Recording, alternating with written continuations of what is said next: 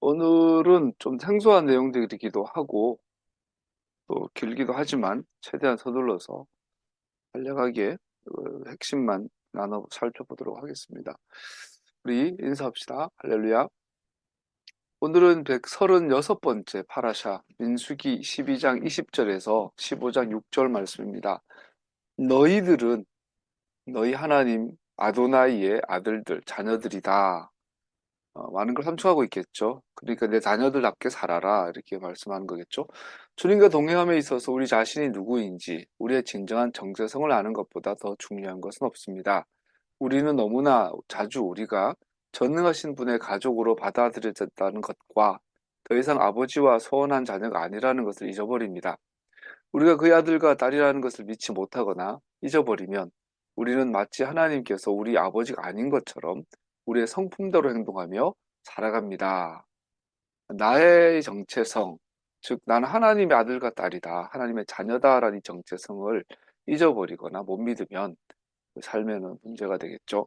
이스라엘이 그 땅에 막 들어갈 때 모세는 그들로 하나님과 언약 관계임을 기억나게 하며 이것이 그들의 정체성을 어떻게 확실히 하며 어떻게 그들의 삶의 방식을 규정하는지를 생각나게 하고 있습니다. 하나님의 자녀로서의 자기 정체성을 아는 것이 너무너무 중요하다라는 것이 오늘 전체 본문의 가장 중요한 주제라고 할 수 있겠죠. 이 삶의 방식, 하나님 자녀로서의 자기 인식을 하고 있는 이 삶의 방식은 일반적으로 두 가지 밑그림이 그려집니다. 첫 번째, 하나님의 명령을 지키는 삶. 두 번째, 악의 유혹에 빠지는 것에 자신을 지키는 것.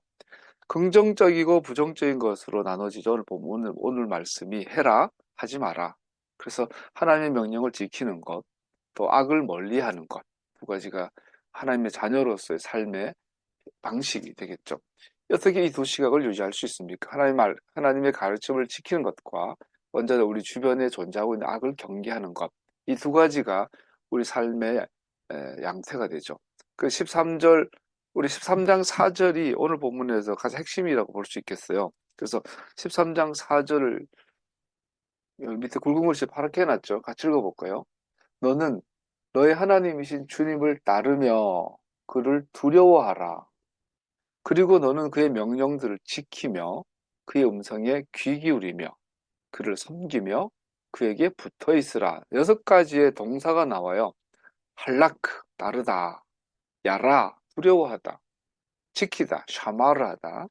귀를 기울이다, 쉐마, 샤마. 5번째, 섬기다, 아마드, 아바드. 붙어 있다, 아바크. 붙어 있다고 되어 있는데 개역 한글에는 충성하다 되어 있거든. 충성하는 것이 붙어 있다. 우리나라는 좀 다르죠.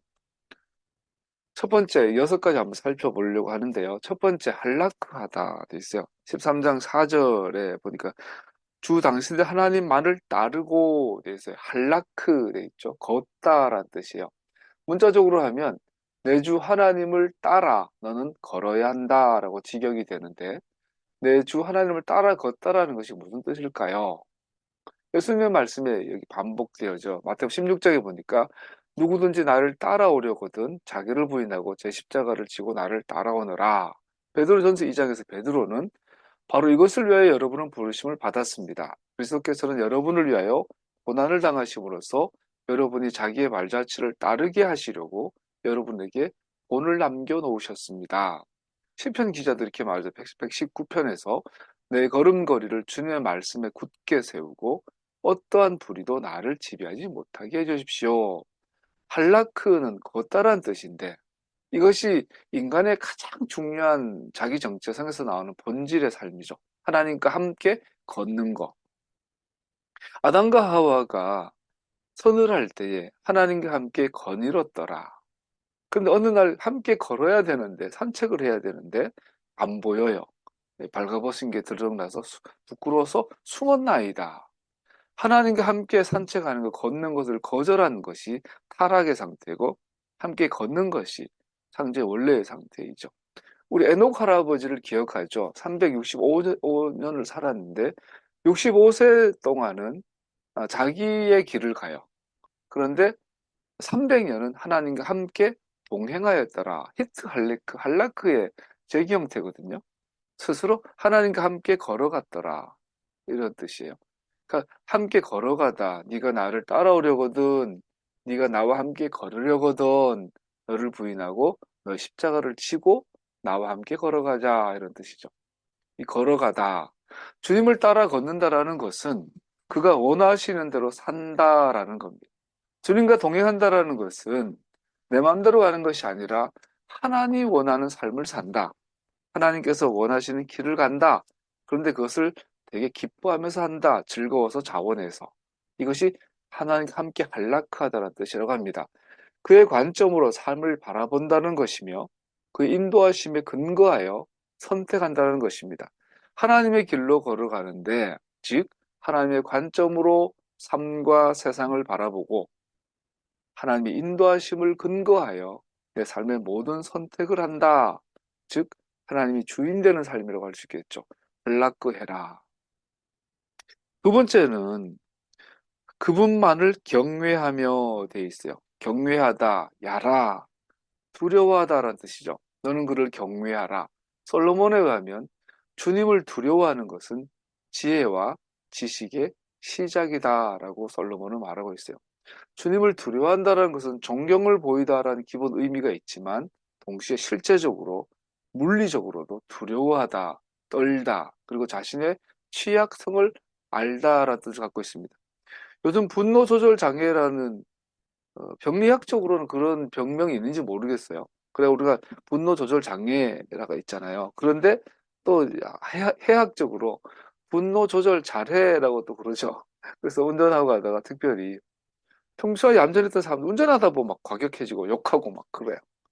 그런데 이제 보복 운전했을 때 상대방이 육진수라고 그 유명했던 그 격투기 선수가 있어요. 옛날에 그분이 이제 티코를 타고 다녔죠. 마티즈? 조그만 소형차. 일산 그 자유로를 달리는데 앞에서 막 누가 막 팍팍 너 내려 막 보복 운전하는 거죠. 그 내렸는데 그래서 막 문을 열고 이제 앞차가 문을 팍 걸어오면서 한대 팰 것처럼 막 걸어오고 막 성질 분노 조절을 못해서 하다가 딱 내리는데 거구에 격투기 선수가 그것도 이제 알려진 사람이 내리니까 갑자기 눈빛이 막 흔들려. 그리고는 갑자기 사과를 해. 죄송합니다. 그리고 타고 도망갑니다. 분노 조절 잘해. 우리도 그러죠. 실제로 우리 하나님 앞에 섰을 때 그분을 두려워하는 것이 시작입니다. 그분이 무서워요. 까부면 깜짝거리면 안 돼요. 그런데 여기서 더 나아가서 두려워하는 것을 멈추는 게 아니라 하나님을 경외하는, 존경하는, 이 야라라는 것이 굉장히 중요하죠. 하나님 섬김에 있어서 하나님 두려워하는 것은 핵심이죠. 반면에 그를 따라 걷는다라는 것은 사귐과 친밀함의 그림을 보여주는 반면에 두려움은 우리는 그의 절대적인 위험을 언제나 보아야 하며 결코 그가 우리와 같다고 생각해서는 안 된다는 것을 일깨워줍니다. 사람이 참된 사람은 상대방이 나에게 겸손하게 대하고 나에게 자기를 낮출 때 너무 고맙고 감사해서 더 겸손하게 상대를 대하는 사람이죠.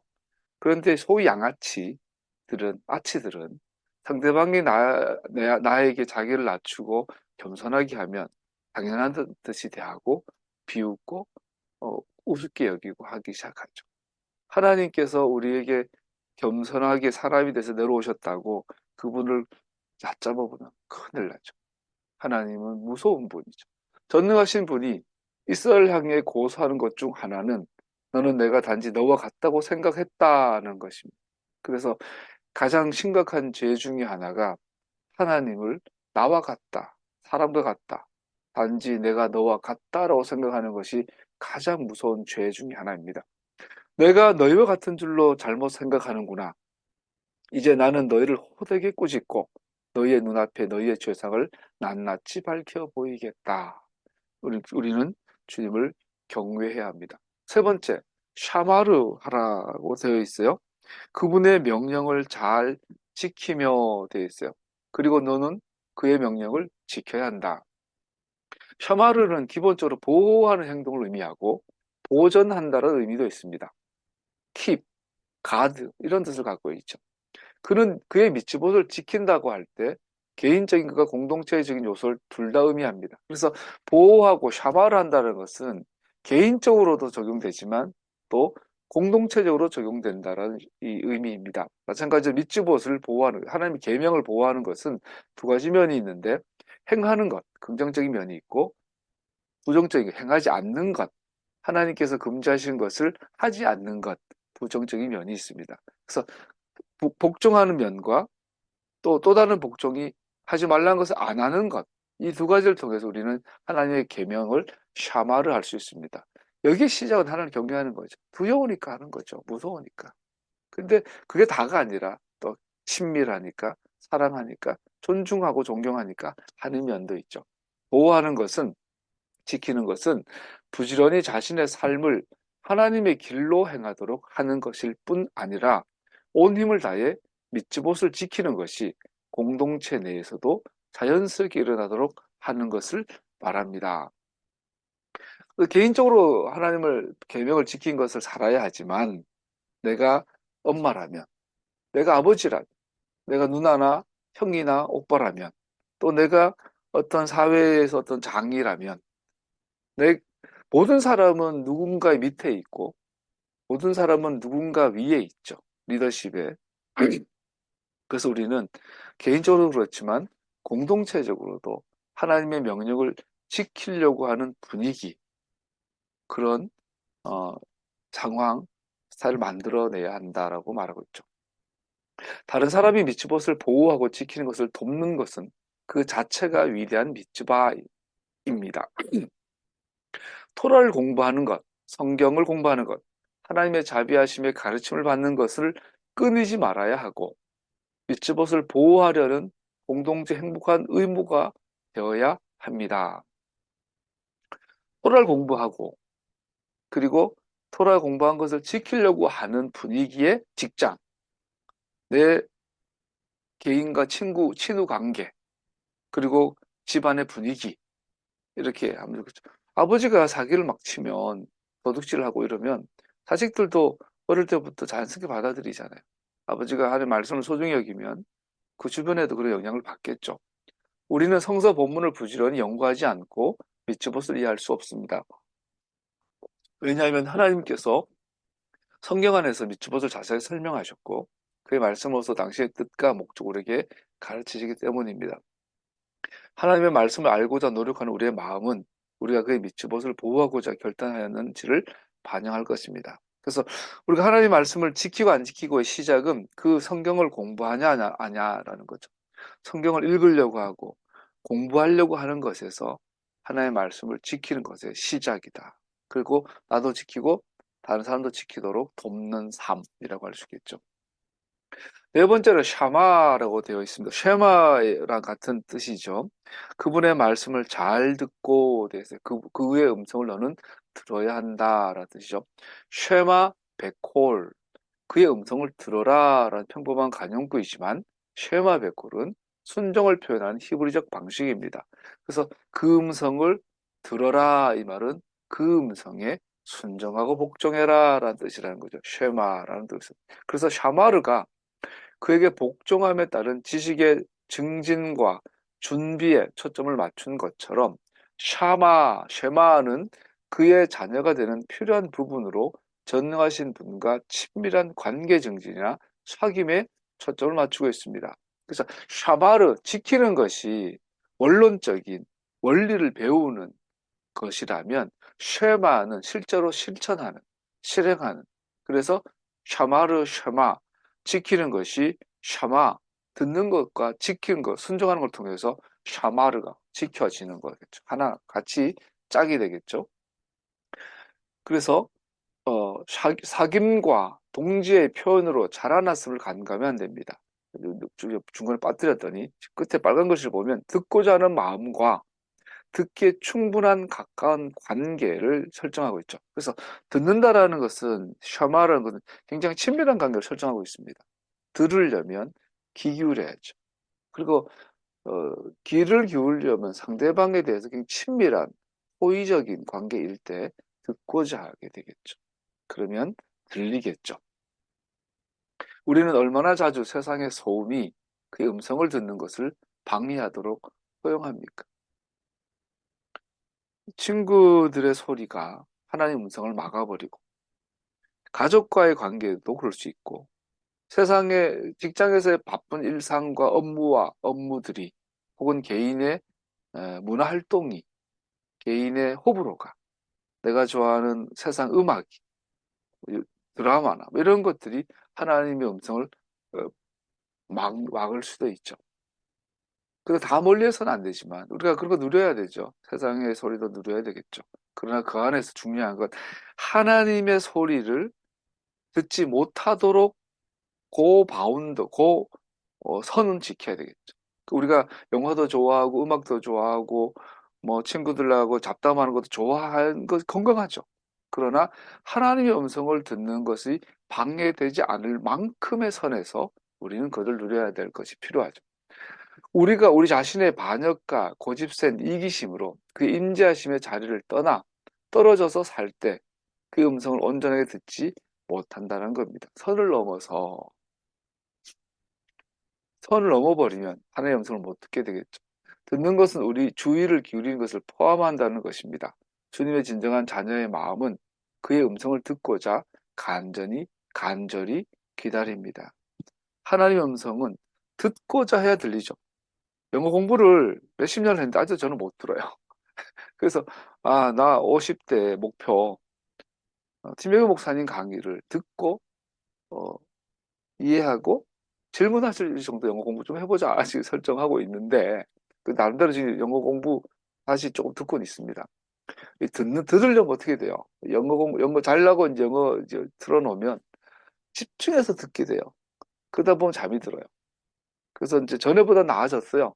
작년보다는 좀 더 듣는 게 나아졌는데 실생활에 유용할 만큼은 전혀 안 되니까.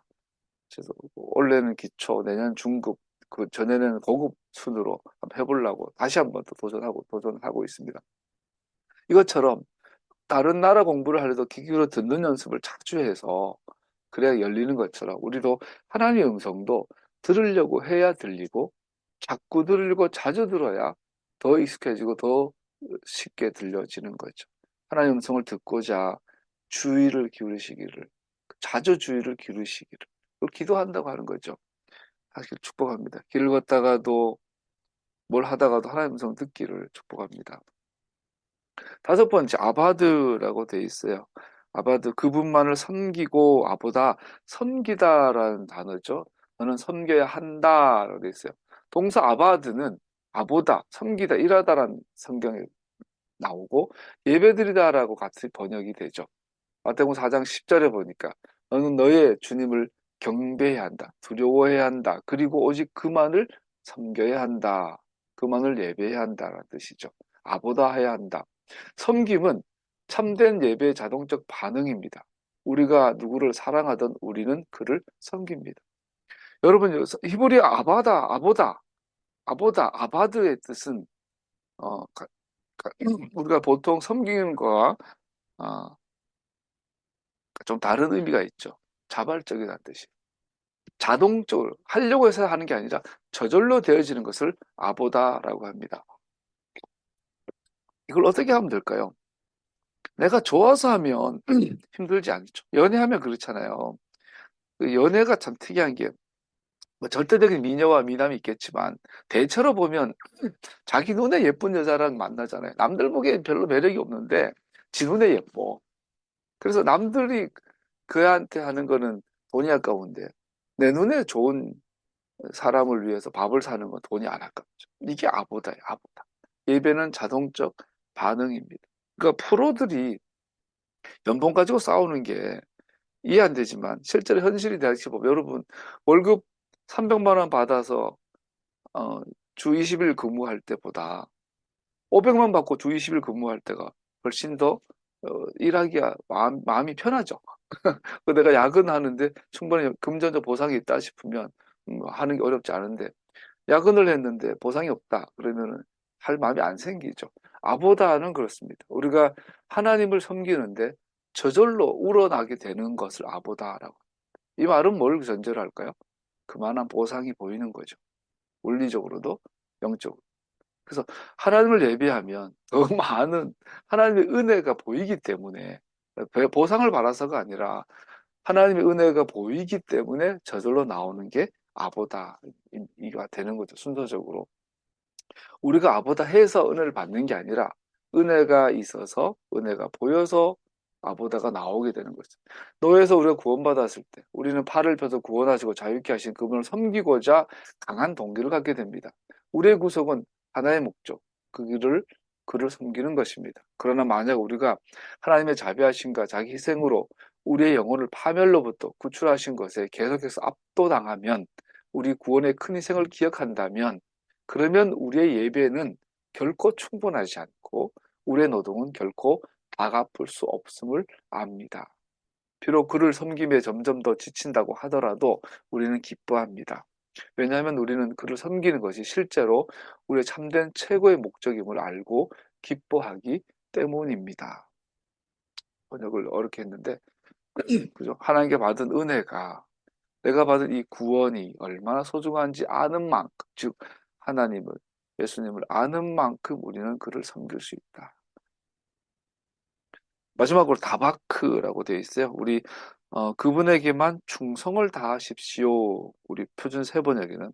그런데 개역 한글에는 그에게 다바크에 붙어 있어야 한다. 충성하다는 붙어 있다는 뜻이죠. 그리고 놀라운 건 이것은 남자와 여자, 부부에게 적용되는 다바크란 단어입니다. 창세기 2장 24절에 보니까, 그러므로 남자는 아버지와 어머니를 떠나 아버지와 어머니에게서 떨어져서 아내와 다바크하여 한 몸을 이루는 것이다. 그래서 남자와 여자가 서로 충성하는 것이다, 이런 말이거든요. 우정과 교제에 대한 관련된 단어이기도 하고요. 하나님을 향한 커져가는 감사와 충성심을 가리키며 계약을 새롭게 하고 충실함에 대한 전체 그림을 보여줍니다. 이 충성은 대적의 모든 공격이나 우상 숭배의 교활한 영향에도 불구하고 단념하지 않는 것입니다. 이 다바크의 특징은 뭐냐면, 서로에게 결합되어 있는데 서로의 신의를 지키는 거예요. 우리 결혼할 때 그러잖아요. 가난할 때나 부할 때나, 건강할 때나 병들었을 때나, 흰머리, 검은 머리, 팥불이 흰머리가 될 때까지 서로 사랑하고 서로 존중하겠습니까? 네 하면 성혼이 돼서 결혼이, 부부가 되잖아요. 그것처럼 가난할 때나 부하나, 강할 때나 약하나, 건강할 때나 병들었을 때나 서로에 대한 신의를 버리지 않고 서로를 존중하고 사랑하고 있는 것을 다바크라고 하죠. 남편과 아내의 경우처럼 믿는 자와 하나님 사이에도 그렇습니다. 사랑이 켜져가는 것은 우연이 되지 않습니다. 그것은 반드시 신중하고 양육되고 추구되어야 하는 것입니다. 그리고 이 다바크는 생물이에요. 그것은 키울 수도 있고 없어질 수도 있는 거예요. 서로에게 충성되이 하면서 서로의 결속과 이 다바크가 더 커져가는 거예요. 접착, 결합, 충성의 개념은 협력하는 것을 포함하는데 붙잡고 놓아주지 않는 것을 말합니다. 하나님께 붙어있는 건 우리의 책임이요 특권임을 기억할 필요가 있습니다. 분명히 오늘 본문은 궁극적인 우리의 성공은 그의 손에 달려있지 우리에게 달려있는 것이 아님을 기억하게 해줍니다. 우리 역시 우리 아버지께 붙어 있어야 합니다. 왜냐하면 그의 안에서만 우리의 참 안식처가 있고 오직 그만 우리의 유일한 강한 망루가 되시기 때문입니다. 잠언서 18장 10절 읽어볼까요? 주님의 이름은 강한 망루, 의인들이 그 안으로 달려 들어가 안전해진다. 그분에게 붙어 있는 거죠. 이게 그 안에 있으면은 안전한 거죠. 위에서 살펴본 것처럼 그 땅에 들어갈 준비하는 백성의 한 모세의 겉면은 하나님을 따르고 그와의 관계를 명령하는 긍정적 명령뿐 아니라 하나님과 멀게하는, 특히 우상 숭배로 백성들을 이끄는 것들에 대한 부정적 명령들을 포함하고 있습니다. 12장 13절을 한번 읽어볼까요? 12장 13절에 보니까, 당신들이 택한 아무 곳에서나 번제를 드리니 없도록 조심하십시오. 자, 그 땅에 들어갔는데 하나님께서 선택한 장소가 분명히 있다고 말하고 있고, 그 장소는 우리 결론적으로 알죠. 성전이 있는 곳이고 예루살렘이 지어져야만 하는 장소이죠. 이 자체가 성전이 어떤 특정한 장소가 선택되어져 있다는 이 자체가 우상 신들에게 제물을 바치게 하는 우상을 섬기는 것을 억제하고 금지하는 의미를 갖고 있죠. 예루살렘을 선택했다는 그것 자체가 우상 숭배 금지를 명하고 있는 것이죠. 그래서 제사를 드리려면 반드시 예루살렘에 와서만 제사를 드려야 합니다. 우리 말씀드린 것처럼 족장 시대는 그렇지 않았죠. 아브라함은 제사를 집에서 드렸어요. 돌아다니다가 눈에 띄는 산에서 드렸어요. 야곱도 그랬잖아요. 돌아다니다가 이건 디비 자다가 일어나가지고 여기가 하나님의 제단이다 하고 성전이다 그러고 제단을 쌓고 그랬단 말이에요. 이제는 그 금지. 이제는 제사 드리려면 반드시 하나님이 선택한 장소에 가서 드려야 한다. 오늘날도 마찬가지입니다. 만약 우리가 하나님께 번제 드리려면 한국에서 드리면 그 이단이 하나님께 저주받습니다. 예루살렘 가서 드려야 돼. 지금은 성전도 없고 하니까 할 필요가 없죠. 하나님을 섬기는 자들이 우승을 섬기는 방식으로 하는 어떤 것도 원하지 않으심이 분명합니다. 하나님은 하나님이 정해준 방식대로 섬겨야 한다. 우상에 드리는 방식이 얼마나 좋더라도 절대로 그대로 하면 안 된다. 우상 숭배는 삶의 파괴를 필연적으로 불러오는 반면에 하나님은 생명의 근원이십니다. 하나님을 참되게 섬기는 것은 죽음으로 이끄는 것이 아니라 생명의 축제입니다. 그래서 오늘 본문에 보니까 옛날에는 이제 어린 자녀를 제물로 바치는 문화가 고대 사회에서 만연했죠. 이 팔레스타인 지역도 그랬고, 중동 지역도 그랬고, 남미 지역도, 특히 우리나라도 그게 실제로 그런지 모르지만 제주도도 옛날에 그런 문화가 있었다고 하죠. 제주도 어느 동네 가면 지금도 뱀이 많은 그 지역이 있잖아요. 옛날 이기풍 선교사님이 갔더니 신화처럼 내려오죠. 그 동네 사람들이 동네 처녀를 뭐 제물로 바치는데 그 이기풍 선교사님이 가서 끌고 왔다. 이런 나중에 보니까 역사적 사실 아니라고 하는데 하여튼 그런 신화적인 이야기 내려올 만큼 사람을 인신제사 드리 특히 어린 제사를 그런 문화가 우상 숭배에서 만연했기 때문에 하나님께서 금지. 그래서 소도 드리고 양도 드리는데 뭐 사람 노예 드리면 안 돼요. 안 돼. 그리고 고대 사회에서는 굉장히 큰 이슈죠, 이것이. 즉 그런 거죠. 이 우상을 섬기는 방식으로 난 섬기지 마라. 첫 번째. 그리고 12장 32절에서 13장 5절까지는 이스라엘이 하나님을 떠날 때 두 가지 덫이 빠지는데 하나는 두 번째 덫이 있는데 우상 숭배죠. 두 번째는 거짓 선지자이다. 거짓 선지자. 거짓 선지자라는 말은 통칭해서 이거예요. 다른 신들을 쫓도록 유혹하는 모든 것. 거짓 선지자들, 가족, 친구들, 도시 전체 선동자들, 친구가 될 수도 있고, 가족이 될 수도 있고, 거래처 사람 될 수도 있고, 뭐 내가 좋아하는 드라마, 영화일 수도 있어요. 그 모든 것들, 하나님을 떠나도록 하는, 유혹하는 것들, 이것을 거짓 선지자라고 명명할 수 있겠죠. 내가 정말 좋은 영화가 있는데, 그 영화의 내용이 반토라적이고, 하나님을 떠나게 만든 내용이다. 요즘 뭐 동성애에서 아름답게 묘사하는 영화들이 있어요. 굉장히 징그러운 이야기인데, 아주 동성애를 이렇게 미화시킨 영화도 있고 드라마도 있고 그걸 보고 나서 뭐 동성애 뭐 괜찮네 하면 하나를 떠나게 되는 거죠. 심지어 뭐 요즘 정말 제가 좋아하는 드라마 배우가 영화에서 뭐 요즘 뭐 최근에 뭡니까 파묘 뭐 이런 영화를 만들어서 뭐 도깨비 영화 보면 막 눈물 절절 흐른다며 공유 가슴에 칼이 팍 꽂혀 있는데 뭐 그걸 뭐 누가 여자애가 뽑아주고 뭐 도깨비 너무너무 아름다운 근데 그렇게 해서 하나님의 말씀을 떠나게 한다면 그것은 거짓 선지자라. 내가 너무너무 사랑하는 여인 남자친구 내 사랑하는 아버지가 가족이 하나님 떠나게 한다면 거짓 선지자라는 거죠. 첫 번째 먼저 거짓 선지자는 표징과 기적으로 사람들의 존경을 얻습니다. 여기 이제 본문에서 그런가 봐요. 이제 어떤 거짓 선지자들은 우리가 설명할 수 없는 기적을 일으키는 분명히 이단들이 있습니다. 여러분 불교에서도 병치유 사건 많이 일어난다고 합니다. 막 108번제하고 번제인지 뭔지 하고 불교에서도 기적과 표적이 역사상 많이 기록되어 있습니다. 그 거짓 선지자의 특징은 표적과 기적을 많이 일으킨다. 우리 박근혜 언니가 최태민을 만나서 인생을 완전 쫑쳤는데 그 태민이 천주교로 갔다가 무당도 됐다가 기독교 목사도 됐는데 신학교 나온 적이 없어요. 명칭만 목사, 최태민 목사.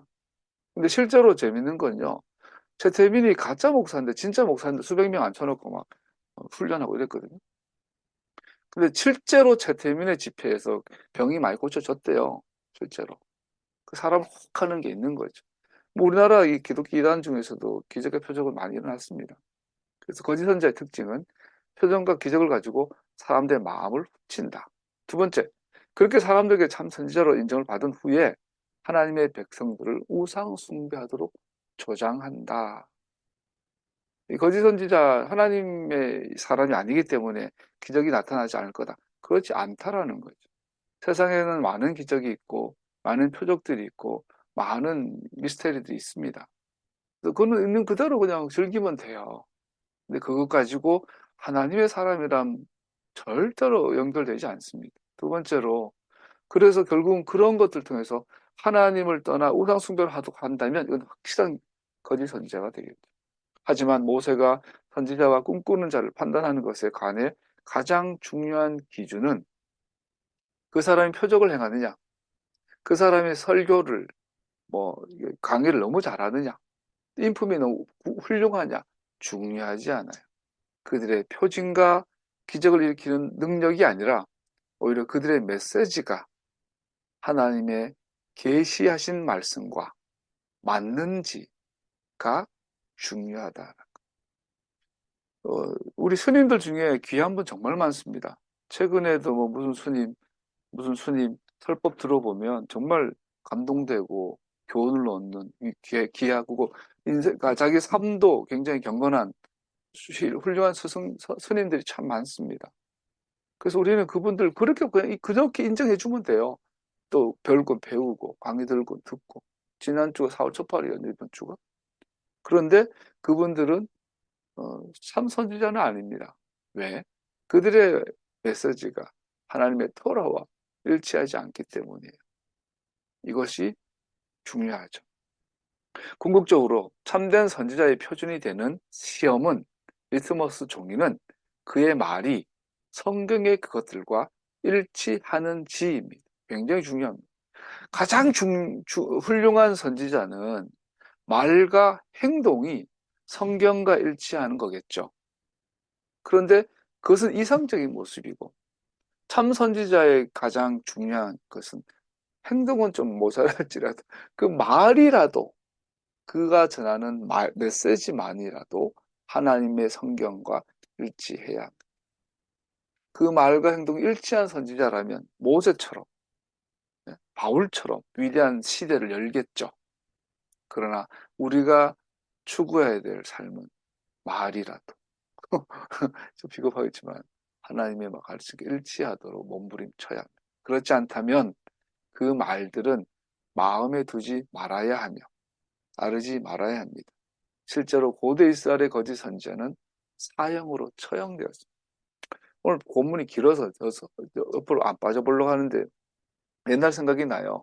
옛날에 안동에서 서울 올라오려면 청량리 오고 새마을도 없고 우등법 기차와 통일호가 있을 때고 대부분 통일호를 탔어요. 통일호 타면은 8시간 뭐 걸렸나? 굉장히 오래 걸렸어요. 안동에서 서울로 오는데 기차 타고도. 그러면 이제 그 입석이 많죠. 한 번은 그 새벽에 어떤 일인지 새벽 기차죠. 어, 새벽 기차를 타고 청량리에 도착하면 이제 새벽이에요, 새벽. 그 아버지랑 저랑 형이랑 세 명이서 어떤 이유 잘 기억이 잘 안 나는데 그 아버지 양복 입으셨던 것 같고 형이랑 저랑 이제 서울 온다고 그 새벽 기차 안동역에서 타고 청량리 오고 있었어요. 입석이 많으니까 그때는 기차에서 술도 팔고 소주 팔았어요. 기차 안에서 음식을 팔고 막 했거든요. 어떤 젊은 사람이 술에 취한 거야. 그래서 왔는데 그때 이제 그때는 자리가 없으니까 서로 좀 앞이 양보해주고 이렇게 앉게 내주고 그랬단 말이에요. 그 젊은 친구가 이제 아버지보다 더 어린 친구인데 술에 취해가지고 아버지 앉아 계시고 내가 있고 이 형이 앉아 있는데 그 맞은편에 앉아가지고 이제 사람 되게 선한 사람이었어요. 술에 취해가지고 내 바로 위에 형한테 자기 인생의 교훈을 막 하는 거야.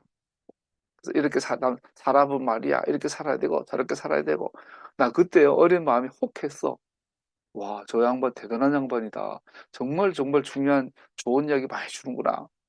그러고 나는데 이제 취해가지고 술도 썩고 막 이러다가 이제 비틀거리고 나한테 갔어요. 근데 이제 아버지 표정을 보니까 아버지는 이제 그래도 굉장히 존경받는 장로님으로 설교를 너무너무 잘하시는 분. 아버지 표정을 보니까 한심한 표정으로 보고 있는 거예요, 그 친구를.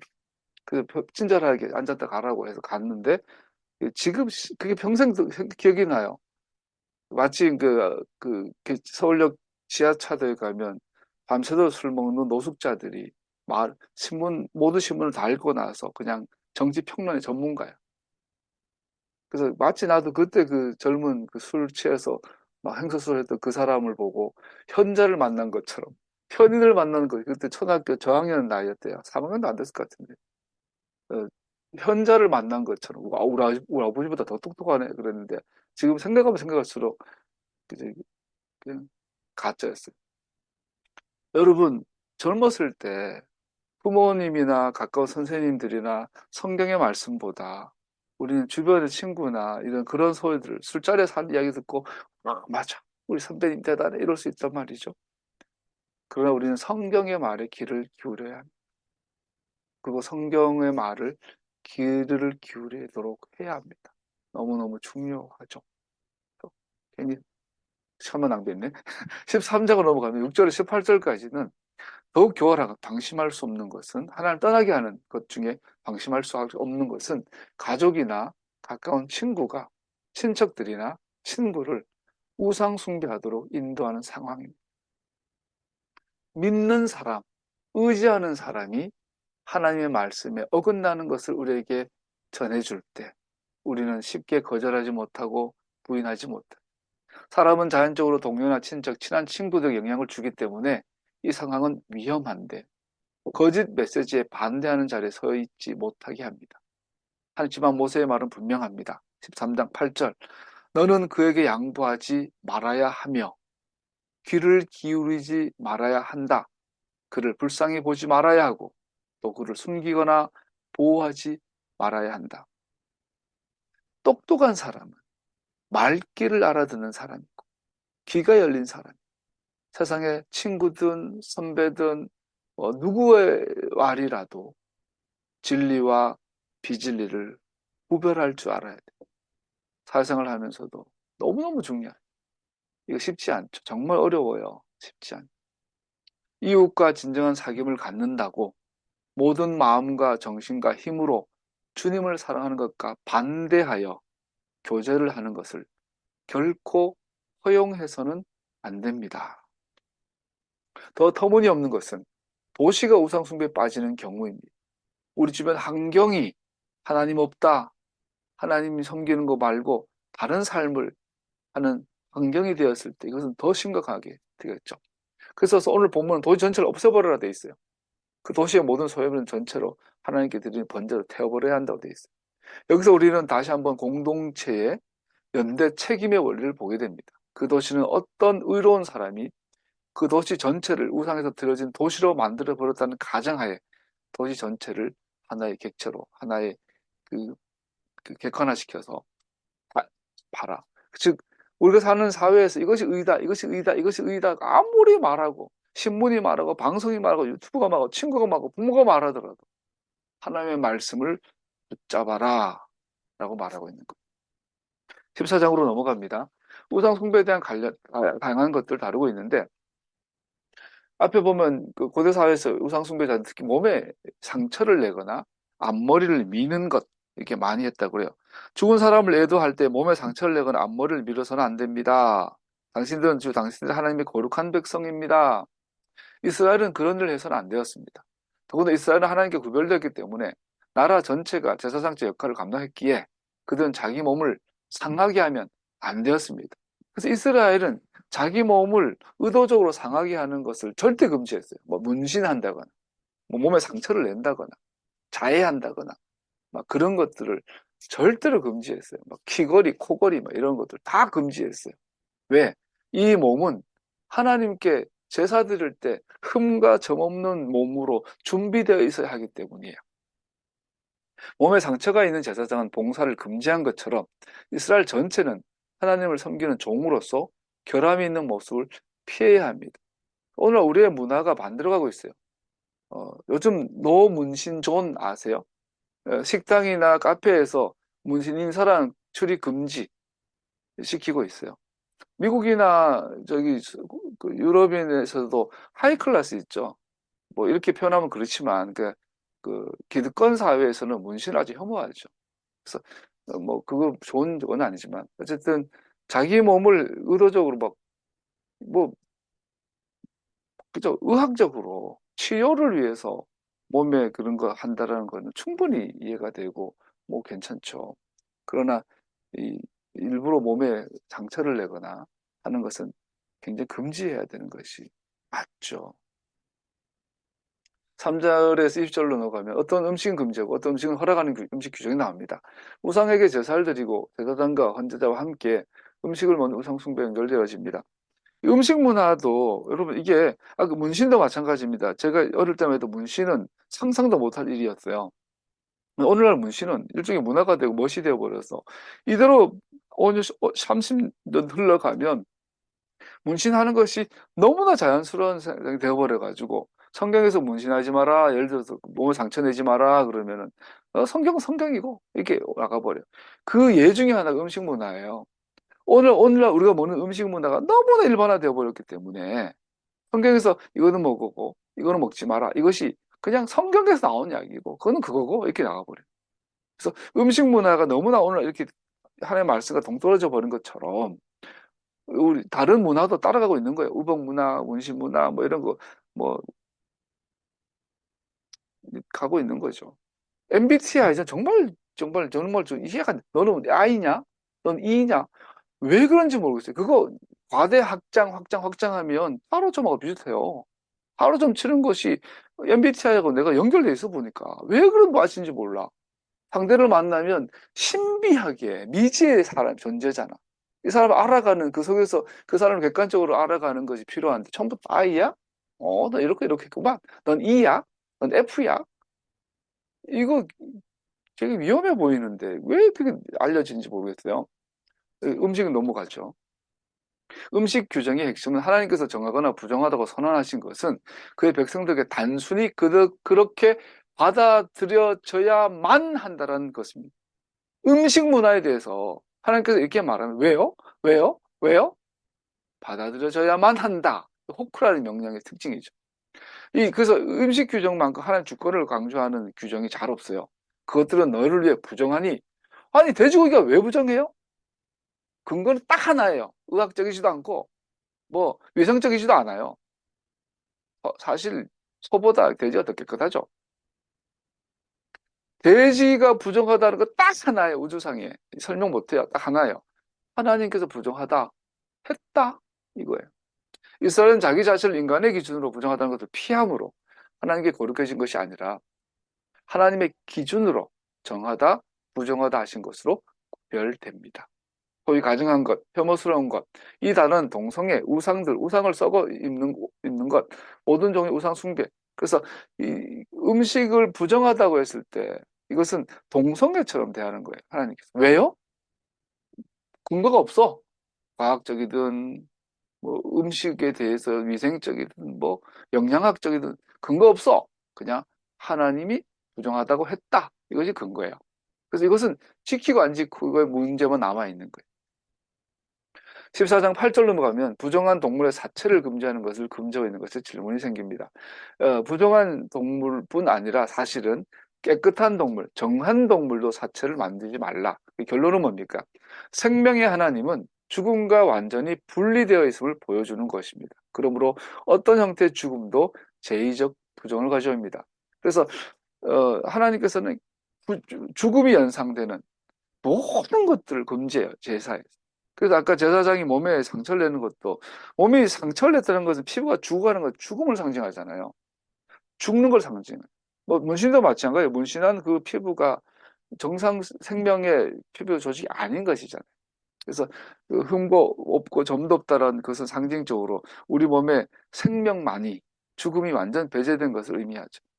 그래서 모든 죽음을 생명과 분리하고 있는 것을 보여줍니다. 사체를 만지지 말라라는 거죠. 신명기 14장 21절로 가면 당신들 주 당신들의 하나님의 거룩한 백성이므로 저절로 죽은 것을 먹어서는 안 됩니다. 그런 것은 당신들 사는 성에 있는 나그네에게 먹으라고 주거나 이방 사람에게나 파십시오. 당신은 새끼 염소를 제 어머니 젖에 살지 마십시오. 두 가지예요. 사체를 만지지 말아야 될 뿐 아니라 도살한 것이 아니라 길가에 죽어 있는 거 먹지 마라. 저 어릴 때는 많았어요. 지금도 노루 같은 게 많은데 길 가다가 채에서 강이나 아니, 개나 노루 같은 게 길에서 차에 치여서 죽으면 동네 사람들도 같이 먹었어요. 근데 그렇게 먹지 말아라는 거예요.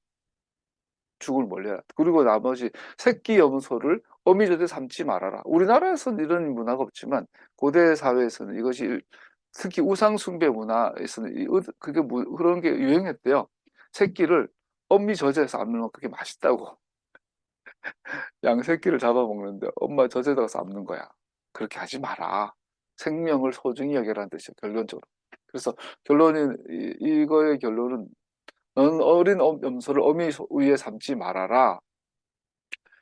이것은 결국은 이런 의미죠. 동물을 적합하게 다루는 것에 관련한 인도주의적 규정들은 성전 제사에 관계하여 특별히 중요한 것이 됩니다. 비록 희생 제물을 드리며 죽음은 분명하고 필요한 부분이지만 생명의 존엄은 여전히 유지되어야 합니다.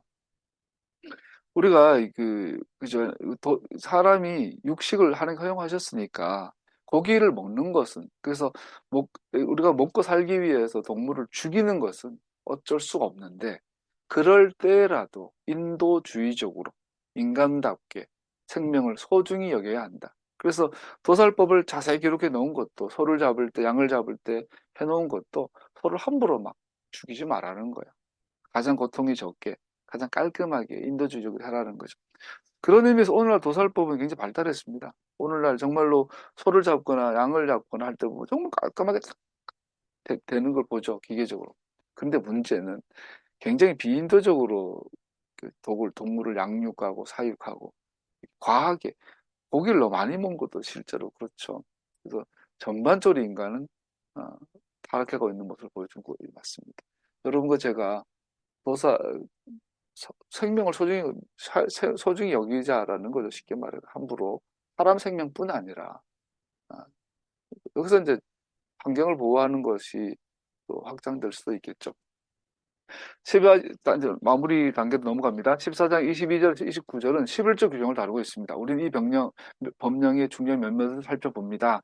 14장 22절부터 29절까지는 11조, 당신은 해마다 밭에서 거둔 소출에 11조를 드려야 합니다. 이 본문에서만 봤을 때 두 가지 원칙이 나오는데 하나는 11조 농작물과 가축들이 요구되는 겁니다. 내가 씨를 뿌려서 농사 지었을 때 내가 기른 가축에서만 해당됩니다. 올로 말하면 공장에서 일해서 번 것은 여기에 해당되지 않죠.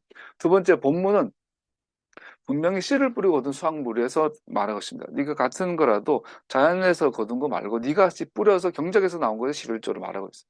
근데 이 본문을 얘기할 때 또 마태복음 23장으로 가면 또 달라요.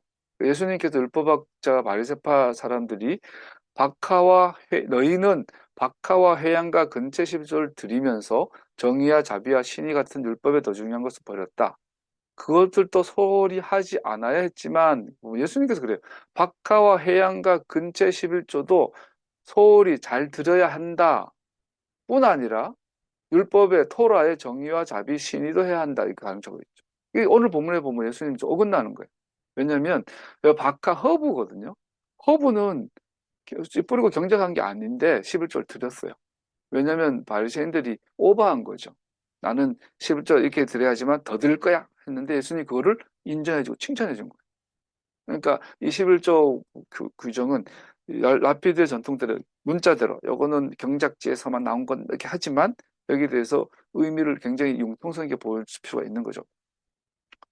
어, 멜기세덱의 아브라함이 바치는 거는 농작물이 아니죠, 그죠? 이건 심지어 이거는 전리품이에요.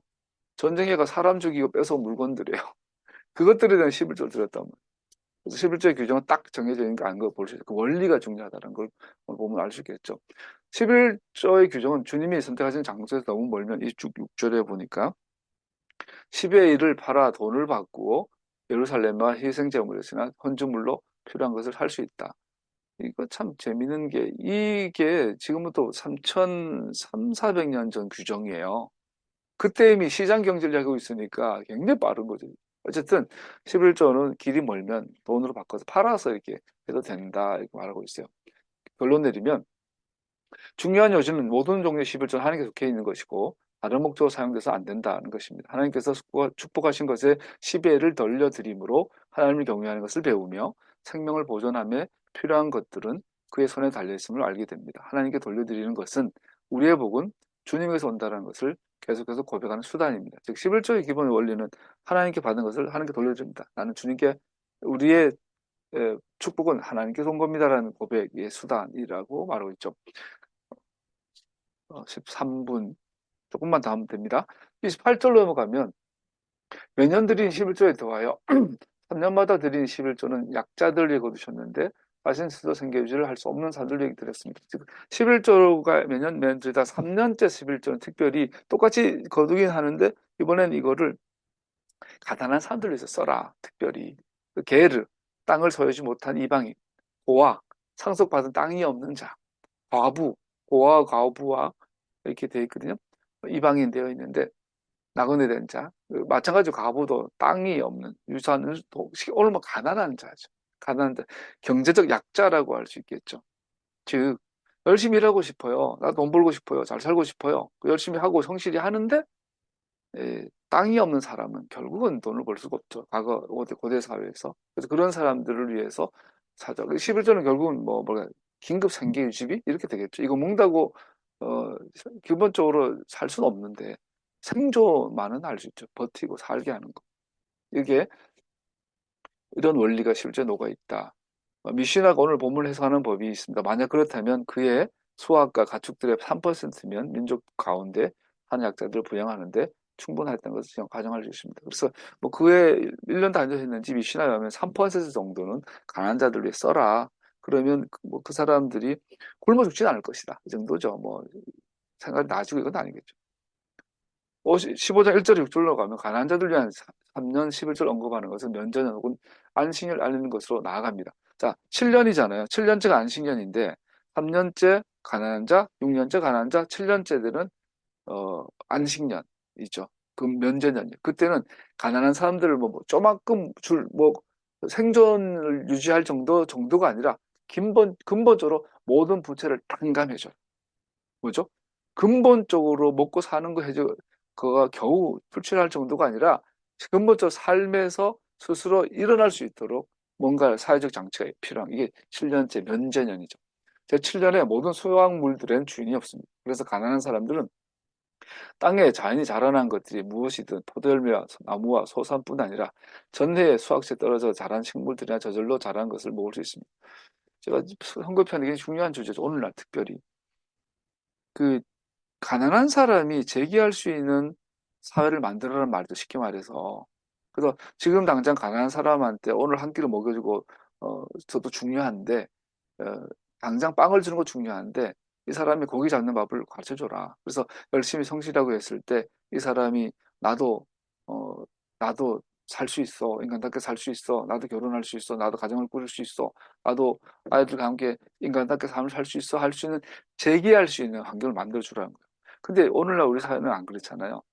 10년 전보다 부자는 더 부자가 됐고 가난한 자는 더 가난했고 윤석열 정부 들어오고 나서는 이렇게 세금이 부족하고 세수가 줄어들고 있는데도 부자들한테는 계속 감세. 우리나라가 정말 멍청한 게 종합부동산세. 여러분 뭐 노무현 정부 때 하면 6억 이상인가? 지금은 10몇 억이죠. 10억 이상 있는 사람들한테만 내는 세금인데 데모할 때 가보면 거의 90% 이상은 10억 없는 돈 1억도 없는 사람들이 데모해. 부자들 위해서 가난한 사람들 데모해주는. 왜 그럴까요? 언론이나 사람들이 속여서 그러죠. 그래서 특히 그 할아버지 할머니 경상도 사람들만. 그래서 가난한 사람들이 제기할 수 있는 사회를 만들어줘라. 이렇게 말하면 교회 장로님들 그래. 빨갱이라고, 사회주의라고, 공산주의라고 이렇게 말해. 요즘 기본소득 얘기하니까 서울의 유명한 목사가 그래요. 아, 저거는 그거는 일하기 싫은 사람 먹지도 말라 그랬으니까 저건 비성경적이야. 기본소득 시리즈는 비성경적. 입을 찢어야 해, 그런 목사들. 이스라엘이 안식년을 지키는 것에 실패했다라는 것은 가난한 사람들을 위해 존재했던 가능성이 7년째 되는 해는 유지되지 않았다는 것을 의미합니다. 이 악한 이스라엘 인원들처럼 오늘날 교회도 그렇잖아요. 가난한 사람들이 이거 어, 자기가 정말 열심히 하고 성실히 하면 살 수 있도록 해주는 걸 다 파괴하고 잘 사는 놈은 잘 살게 만든. IMF 이전에는 비정규직이라는 게 없었어요. IMF 이전에는 성실히 하면 인간답게 사는 문이 열려 있었어요. 최소한. IMF 이후로 비정규직 이게 됐어요. 그 정규직 해봐야 뭐 오늘날 이렇게 돼서 너무 살기 어려운 시대가 됐죠. 더군다나 막 이제는 뭐 양파 하나 얼마, 사과 하나가 막 10,000원씩 하고 옛날 같으면 폭동이 벌써 일어났겠죠. 우리는 이런 사회를 바꿔야 합니다. 시빌 정신이 우리가 뭡니까? 단순히 이거 가지고 뭐 얼마 나눠준 것도 중요한데 이런 사회 구조를 바꿔야 될 거 아니에요. 뭐로? 민주주의잖아요. 투표로. 안식년에 이스라엘 사람들의 모든 빚이 탕감되었습니다. 오늘날 우리 장로님 목사님들의 말로만 빨갱이 새끼들 아니야. 빚을 다 탕감해 주래. 어? 이렇게 말해. 이게 우리 한국 교회가 하던 이야기잖아요, 지금. 이스라엘이 하나님께로 돌아온 게르들도, 심지어 이방인들도, 예수 믿는 이방인들도 그렇게 해줘라. 빚을 탕감하는 것은 이스라엘 공동체 경제적 안전을 보장해 줍니다. 그러므로 안식년과 관련한 하나님의 명령을 마음에 두면 그 결과는 너희 중에 피철한 사람이 없을 것이다. 메시아닉 교회가 한국에 부흥해야 되는 이유가 이 메시아닉 정신 중에 이거 하나만 더 한국에 대한민국 헌법이 된다면 7년마다 빚을 탕감해줘라 해준다면 성경적 원리를 다룬다면 너희 중에 핍절한 사람이 없을 것이다. 여러분 예수님이 오셔서 천년왕국 다스릴 때 뿅뿅뿅뿅 마술봉 요술봉 가지고 여기는 다리가 생겨라 여기는 건물이 생겨 하는 게 아니라고요. 예수님께서 이러한 정치를 하심으로 토라에 근거한 정치를 하심으로 온 세상이 하나님의 나라가 되어진다. 예수님은 정치인으로 돌아오시는 거예요. 정치인으로. 만약 가난한 사람들을 위해 3년째 11조를 거둔다면 들판에 내기퉁의 것들은 그들을 위해 남겨둔다면 그리고 7년 안식년의 빛을 탕감받는다면 심지어 혜택을 받지 못한 사람들도 그 혜택을 받게 될 것입니다.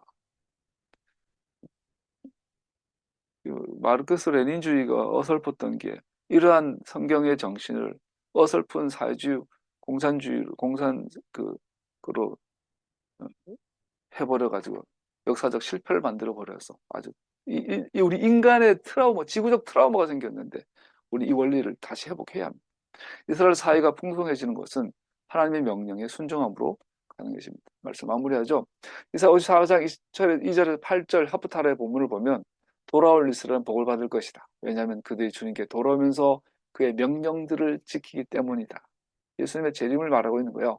예수님이 재림하셔서 구름 타고 오셔서 너나 보이니? 하고 오셔가지고 요술복 하나 들고 이 온 우주를 낙원으로 만드는 게 아니고 토라에 근거한 정치 활동으로 정책을 위반하고 그런 의회를 구성하고 그런 정치를 통하여서 통치를 통하여서 이 땅이 토라가 꿈꾸는 그 그레이트 네이션 큰 나라 신명기가 말한 그 위대한 나라를 이 우주에서 우주를 만들어내는 게 예수님의 재림이에요. 너의 장막틀을 넓혀라. 장막 휘장을 아끼지 말고 펴라. 너의 장막줄을 길게 늘리고 말뚝을 단단히 박아라. 네가 좌우로 퍼져나가고 내 자손이 이방 나라를 차지할 것이며 황폐한 성읍들마다 주민들이 가득할 것이다. 예수님이 재림하셔서 이러한 정치를 할 거라 그런 거죠. 두려워하지 말아라. 네가 이제는 수출당하지 않을 것이다. 너를 지으신 분께서 너의 남편이 되실 것이다.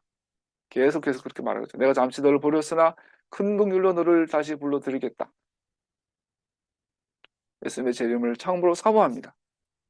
마지막으로 골로새서 35장 1절에서 3장 5절에서 11절을 보면 사도들의 성서는 성경의 기초 위에 선택되었는데 메시아 안에 있는 모든 사람들을 위해 가르치는 내용들입니다. 완전 빨갱이에요, 빨갱이.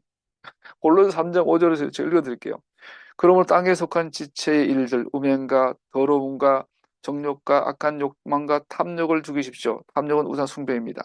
이런 것들 때문에 순종하지 않는 자들에게 하나님이 진노가 내립니다. 여러분도 전에 그런 것에 빠져서 살 때 그렇게 행동하였습니다. 그러나 이제 여러분은 그 모든 것, 분노와 격분과 악의와 해방과 여러분의 입에서 나오는 부끄러운 말을 버리십시오. 서로 거짓말을 하지 마십시오. 여러분은 이제 사람을 그 행실과 함께 벗어버리십시오. 새 사람을 입으십시오. 이 새 사람은 자기를 창조하신 분의 형상을 따라 끊임없이 새로워져서 참 지식에 이르게 됩니다.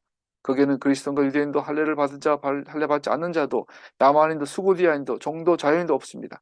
오직 그리스도만이 모든 것이며 모든 것 안에 계십니다.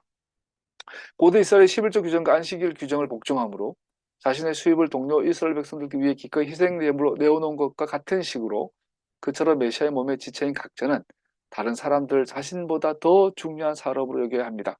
인종적인 성적인 차별이 여전하지만 이런 것들은 다른 사람들을 어떻게 대하는지에 대한 기준이 되지 못합니다. 하나님의 가족 안에서 모든 사람은 동등하게 여겨지고 취급받아야 합니다.